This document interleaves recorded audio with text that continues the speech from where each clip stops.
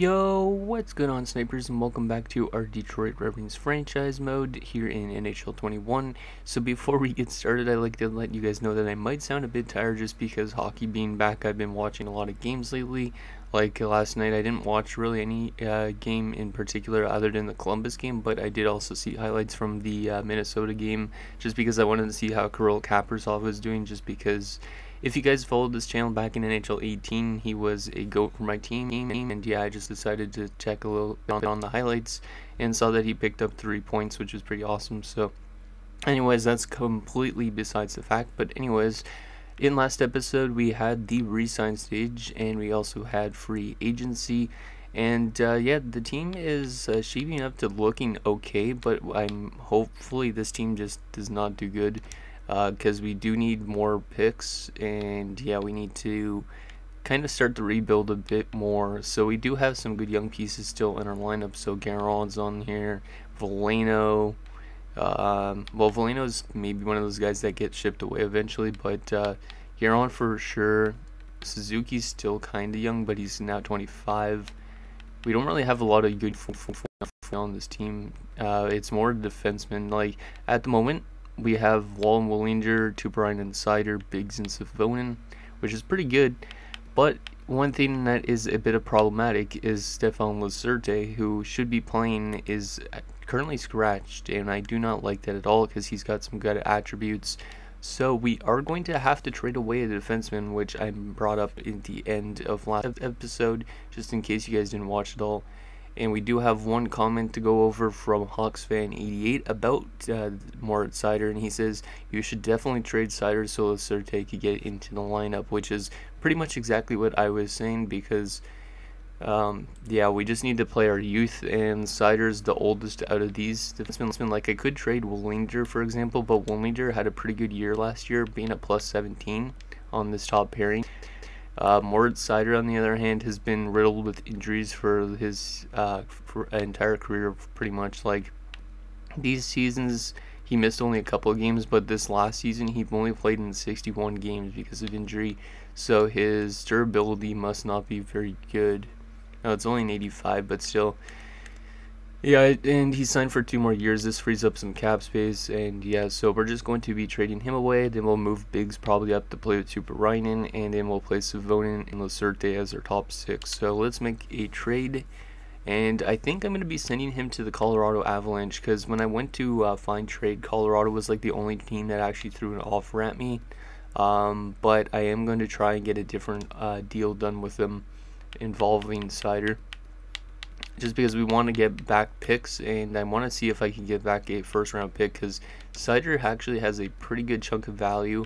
We might have to add in a prospect to this deal that we don't want, but they were trying to offer me like Sam Girard, which I do not want. He's still not too bad of a defenseman, but we don't need defenders because like we need to play Laserte. So I am going to go to draft picks. They don't want to give up any of their first, but I'm going to see if I can get this Dallas first. If not, I'll take down the second for sure, and maybe I could squeeze in another pick. I don't know. But we'll see if we can get this first from the Dallas Stars, because hopefully Dallas has a bad season, and then this pick actually helps us out a lot. Anyways, first round picks in general will help us with our rebuild, I think. So let's see if Seider for this first round pick works. It's rejected. Okay, do we have anything else that we could add to this deal to make it go through? We have 3 second round picks this year, which is pretty awesome. Wait. Yeah, 3 second round picks. We actually have Dallas's second. That's kind of cool. I forgot about that. Yeah, we have a lot of picks already in this year's draft. So hopefully this year's draft is pretty good. I think I showed you guys at the end of the last episode, and it's mostly defensemen in the top 3. But yeah. We could throw in like Kosh or Lorakainen, because we have way too much defensive prospects. These guys are probably not going to pan out. So you know what, I'm going to throw Lorakainen into this deal, even though I really do like Lorakainen because we traded for him from the Ottawa Senators. I don't think he's going to make it, to be honest. Yeah, he's 76 at 22, which is pretty good, but the only problem is I just don't think he's going to make it with the squad, because we have way too much defensive young talent in our lineup. Like at the moment, the oldest guy's a 24-year-old, I think, so if we make this trade. So we're going to try and add Lorakainen to this deal. and that should go through. So Sider and Laurakainen for a first round pick, and that is accepted. Okay. So I think that was a good deal because we have way too much defensive prospects. There's another guy in the system actually that we already have that's really another like top 4 defensive prospect in the AHL, so I don't know if he's even going to make it. But yeah, we have a ton of defenders, so it's kind of fine to get rid of one of those low top 4 Ds, I think, just to make this deal go through. So Lacerte and Tubrainen and Savonin are all down to 79, but they are still all top 6 defensemen, so they all will play this year. Hopefully they have some good seasons. And yeah, those are our depth guys, Grew and Chisholm. We could call up another depth forward, but I don't think I will. Yeah, I don't think I will. Oh, there's an AHL thing. Let's go to defenseman here. Move Kosh up, and then, well, actually maybe not Kosh up. Who do we want to put in here? We'll put in, isn't this, yeah, this guy has potential-ish. So we'll throw him in. And then we will swap him in with Isaac just to make it a bit more balanced. Okay, there we go. Now that we're done making our trade, let's actually get started with the season sims. So we'll probably do a couple months up to maybe like January the 1st just to see how we do. We want to tank this year for sure, just so we can get a good pick. But I don't really want first overall, as I mentioned at the end of last episode, just because if you look, there's 3 defensemen supposed to go in the top 3, and we do not need defensive prospects, as you just saw. So I might more want somebody like this Caden Dingman guy, who could be like a sniper or a power forward. Larson, maybe we could use him as well. Yui we could probably use, but he's probably like top 6. But yeah, we just don't need any defensemen, even though there's a lot of defensemen supposed to go in the first round. So hopefully we don't get stuck with it, taking a defender, and we end up getting like a good forward. So let's get started with the preseason and see how we do. Hopefully this team simulates pretty bad, because I mean, I didn't sign any huge names in the offseason. Like, I think Jesse Alonen was maybe the best. But yeah, hopefully this team just does not sim well. I wish there was like a scheme fit thing, kind of like, well, there kind of is with the coach, but I wish there was like a scheme fit to say how good your players are in terms of working together. Wow, we just lost 10-2 to Ottawa at the end of that preseason, so maybe that shows how bad we are. Okay, so 4-3 in the preseason. Let me just see who led us in points. Suzuki. That's kind of surprising because he's not much of an NHL player. I don't really like Suzuki since we traded for him. Like, somebody told me that he doesn't really pan out, but I decided to trade for him anyways, and yeah, he's just staying around in 80s, so we might have to eventually let him go, because he's more of like kind of the depth forward / 4th liner at best. Okay, let's go 1 month of the NHL season. Hopefully we do not suffer too much injuries. Let's go to the 1st of November and see if we can get some wins here. Or maybe not wins, let's get losses. I don't want to say going for losses. That just doesn't make it sound fun, but we're 3-1-2 to start the season, so I have no idea what's happening to start this one. 4-1-2, what the heck? And Lacerte's been injured. Well, we'll just replace player because I'll put in Chisholm, but this team is off to a way better start than they should be. 7-2-2. Is it just because of the young defensive core or what? Okay, so Veleno is over point per game. Let me go back to our edit lines just to see if anybody dropped in overall. Guerin dropped back down to an 81. He's actually almost point per game. Okay, so our offense all of a sudden is playing really good. Lundestrom is insane. What the heck? He's actually an 85, and we signed him for only 1.5. Wow, okay. Well, if we don't make the playoffs, he's getting flipped away probably. But he doesn't have a lot of value, which I don't get. But yeah, this is a pretty solid player. 9 points in 11 games, and then Veleno's over point per game. Kubalik's point per game. Kravtsov has 4 points, which is not bad. Suzuki has 9 points in 11 games. How is he playing so good as an 80? The heck? Maybe just he has the right line mates. And then Yelonen's got 7 points. Smith is 2 points. Norris has 2 points. And Lanson has no points. Defenseman, 4 points for Wall. Bellinger's got 5 points. Tuppurainen's got 4 points. Okay. Biggs has got 4 points. Chisholm's got 1 point in 2 games. And Savonin's got 2 points.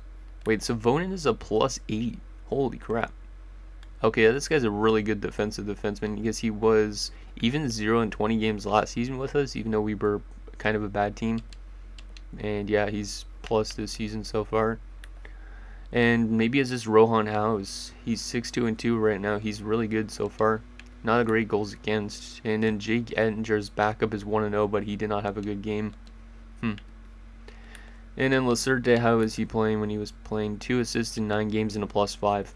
Okay, so maybe our young defensive prospects here are making us seem way better than they should, but that's kind of okay to an extent. But we won't go far because we don't have a good forward group, so we should probably lose a lot of games like in one of these months. I don't expect us to stay like this the entire season because we're 7-2-2 at this point. Let's go to the 1st of December. We should be able to lose a lot month. I don't want to get points because I don't want to make the playoffs, but at the same time, if we made the playoffs, it wouldn't be a bad thing, but we would probably just not have any good picks for the draft, which is something that we need because we do not have any good forward prospects really at the moment. Soderblom has been injured. How is this team doing so good? What the heck? We are probably going to have like a really bad second half of the season. Like it's almost, it should be guaranteed at this stage because this team is simulating way too good.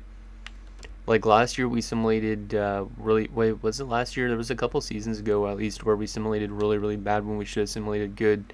But right now this team is somehow winning a lot of games. Like we are way above 500 at the moment, even though we did lose a couple near the end of that. But we're currently 14-7-4, which makes no sense whatsoever. We are currently 3rd place, or tied for 2nd actually, in our division. Wow, what the heck? 32 points. Yeah, we're kind of near the top of the league as well. Okay, so 25 games into the year. Let me just take a look at the line, see if there's anything that's overperforming or underperforming. So this top line is just doing really good. I guess Guerin is a good fit for this top line with 22 points so far, even though he's only an 81. But yeah, all these lines seem to be actually producing pretty decently. The 4th line seems to be our worst line in terms of production and defensive play, which makes sense. And then defensively, the top pairing's not been great. The second pairing's been okay. And this 3rd pairing is Savonin and Lacerte. Really good. +8 for Lacerte, +11 still for Savonin. And these guys are playing like 18 and 15 minutes. They're playing a pretty decent amount of the game. Wow, not what I was expecting with those two. And wow, Rohan House, holy crap. Okay, so House might be the reason we're simulating good. This is his first year as an NHL starting goalie because last year he actually got some starting time near the end of the season after we traded away Jari. But he's 12-7-4 with a .926 save percentage and a 2.41. So either we're just a really good defensive team or he's just a really good goalie. And then Jake Ettinger's actually been pretty solid as the backup. He's 2-0 with a .925. So it might be our defense. I don't know how our defense is that good because right now I thought they would be worse without Moritz Seider, but maybe Moritz Seider was the problem. Because this defensive core is simulating pretty good. Like, they're not putting up a lot of points. Like, I would expect Wall and Biggs to be putting up more points because they're offensive defensemen. But, yeah, they seem to be a bit more defensive in a sense. Okay, let's go one more month. Hopefully this team kind of falls back to earth. Because, like I said, we should not be winning so much. We're 4-5-1 in our last 10. So, we are kind of falling down a bit. I would expect us to be more closer to 500 by the end of this month, if not below 500. So let's see what happens going up to January the 1st. Please lose team. There you go. There's 2 losses. And Tuppurainen has suffered a concussion. That's not good. Till January the 7th. Don't like when the rookies get injured. And then we do win against Florida, which makes some sense. We lose to Florida. Okay, yeah, we're getting a lot of losses this month, which is good. Francis Nguyen's been injured in the AHL. Yeah, this team is losing a lot this month. This is good. But at the same time, if we simulate so good and then simulate so bad, we're going to stay right around 500, which is not a good thing. Because I do not want to be a 500 team. Because if we finish 500 and there's like a slim chance we're going to get first overall, and that's more what we don't want first overall, but we want a nice lottery pick at least. So we went 19-15-6 so far this season, but that was a really bad month, which is good. So we went 2 losses, 3 losses, 4 losses, an overtime loss, 5 losses, 6 losses. Yeah, we had like 8 losses that month, and then an OT loss and only a couple wins, like 4 wins. So yeah, that's a much worser month. That's good.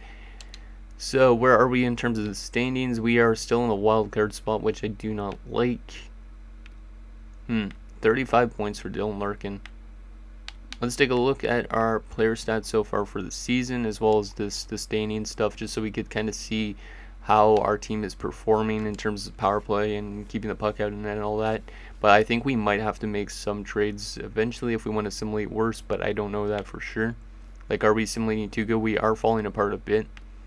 So Larkin's got 35 points so far in 40 games. Volino's got 28 points. Suzuki 21 points. Suzuki's having a really good year by comparison to his past years, because like 21 points here, 22 points here, but now he's already got 21 points and he's played only half the season, so maybe he just needed some better line mates. It could be also because he's getting power play time apparently. I didn't actually edit the power play line, so maybe that's just why he's playing better. Interesting. And then Lundstrom's got 21 points. I think that's pretty good for an 85. Like, this guy's not that bad of a signing. Like, for his price point, I think he was a pretty good signing. Norris, 9 points in 40 games. Left wing wise, Zadina's got 31 points. Guerin's got 30 points. Looking good for Guerin, who is probably going to have a career year this year. He's on pace for like 72 points this year, which would be pretty good. And in Kubalik, 25 points. Like I said, he's probably one of those guys that might get flipped away at the deadline just because, yeah. And his cap hit, I think, went up because we traded away Sider, because we're kind of low on cap space. His salary cap is a different hit now. It's 7.58. Right wing wise, Yolonen's got 20 points on that third line. That's a lot better than I expected. He had 33 points in his first season in Montreal last year, but this year he's on pace for like 40 points, so pretty solid for a third liner. Kravtsov only 9 points, Melanson 6, and Smith 4 points. Defensively, Biggs has gotten 15 points. Him and Wall actually are playing pretty good offensively now. 14 points for Wall. Wallinder's got 11. Tuppurainen's got 8.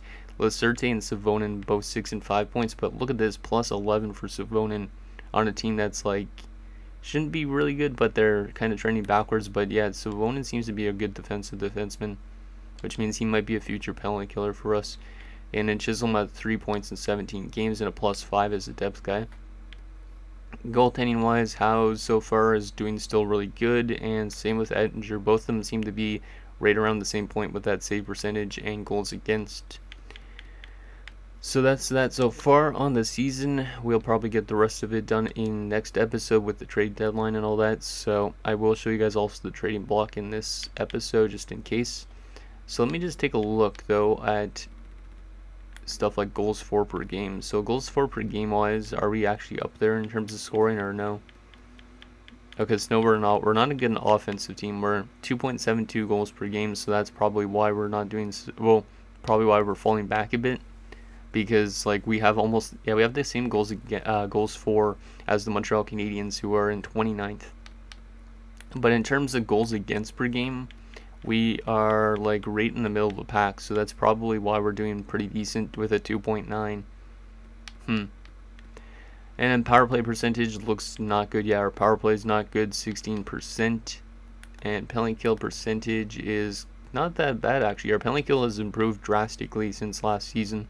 Because last year it was, I think, like in the 70 something. It was like near the end, bottom of the league. But this year it's been pretty decent so far, at least. We're really good on home ice, but we're not that great on the road. Like we're around 500 actually on the road. Okay, let's take a look at what's out there on the trading block. Actually, let's also take a look at the draft class again, just to see what guys' potentials are. Because we want that winger. Yeah, he's only a two-way forward. But this guy still is a lead player. That would probably be what we want over another defenseman. How is this guy? He's got 45 points in 30 games. Jeez. He's NHL ready, but he doesn't look that great. Like, he could be like a 78 or something. Actually, I should check also on Matthews quickly, because this episode's only like 20 minutes, maybe even less than that.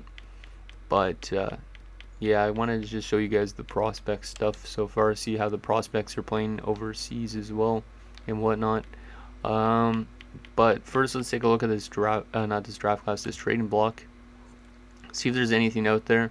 It doesn't really matter what we trade for, but we're gonna have to let go of some guys if this team kind of like falls off, obviously.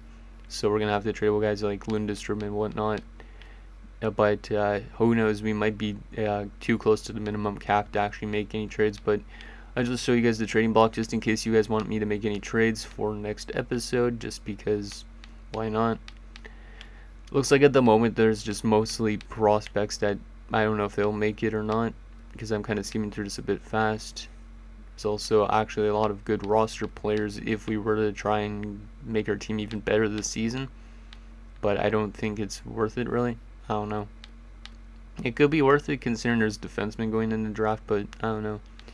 Oh, we should also check how Dallas is. I mean, I didn't see that because we have Dallas's first round pick this year, so if they are doing really bad, maybe we'll have 2 high up picks, which would be pretty awesome and good for our rebuild. The only thing is, like I said, I do not need a defenseman in a draft, and there's 3 that are supposed to go in the top 3, which is kind of ridiculous. Like, I've never seen a draft like that. Okay, so we're around the middle point. Ty Smith, didn't he get his first NHL goal the other day? I think so. It is like yesterday. I don't know if it was his first NHL goal though, because I don't remember if he played in the NHL last year or not. But yeah, a lot of rookies getting on the board in the NHL. I'm excited because tonight my Sens are playing the Leafs, so I'm going to actually get to see Tim Stützle play. It's going to be awesome. And it's Toronto, there's Vancouver, and Vegas. Yeah, a lot of prospects. Noah Hannafin, Gustafsson, Provorov, Myers, and Reinke, and Winnipeg has Ristolainen, who now, like, if they uploaded like the player shot, he would have looked really funny. Like, he's got like kind of like a mustache goatee thing going. And that's it. Okay, so let's take a look at our prospects just because I want to see how they are doing in their respective leagues. Let's go in the system and let's go start with our centers. So Matthews has not grown at all so far this season, but he's got 58 points so far in Flint in 32 games, so he's on pace for, yeah, a better season than last year. He's on pace for like 116 points if he plays the full year. That's awesome. Who else do we got here? Laddie he's not much of a prospect anymore. Sadikov as well. I'm more concerned about the guys that have potential. Let's start by potential. Reimer. Wow, Reimer's having a good season in Moose Jaw, 46 points.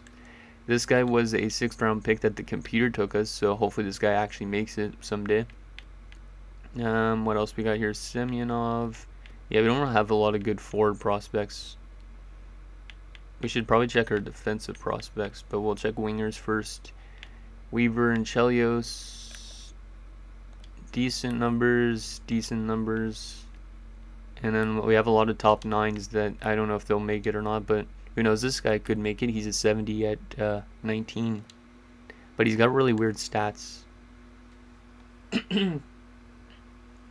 Because if I remember correctly, I was looking, yeah, he's got 91 offensive awareness, but his defensive awareness is a 71. And he's a 2-way, which is really weird. Klubertons is doing really good in the queue. Good to see.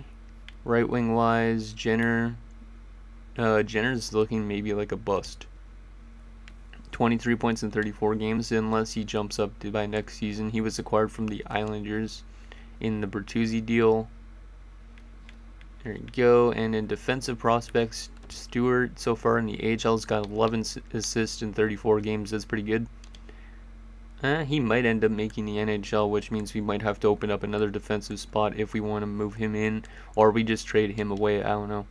But Larson, though, who we drafted in the 2nd round last year, he's a 78 at 19 still, and he's got 23 points in 34 AHL games.